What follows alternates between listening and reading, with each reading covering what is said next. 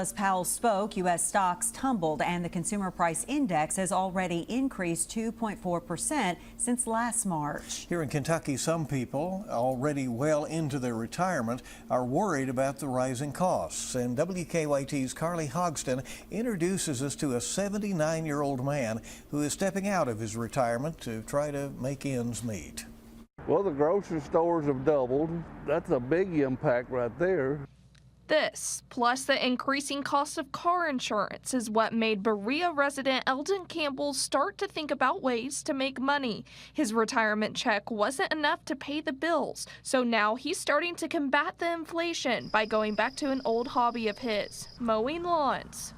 My income was not keeping up with my outgo, and I figured 3 or 4 yards would help me have a little mad money to spend and go out to eat or something like that.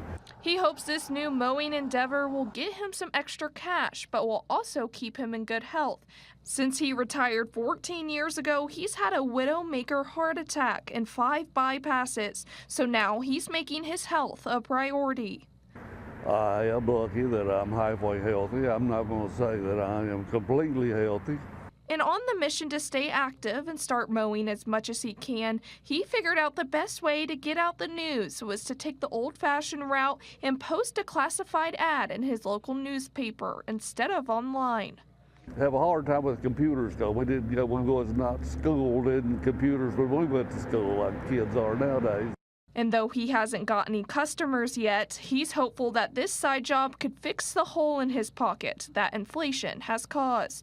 I figure 4 yards maybe in a week would make me maybe $200, something like that, and that would be a good weekend outing.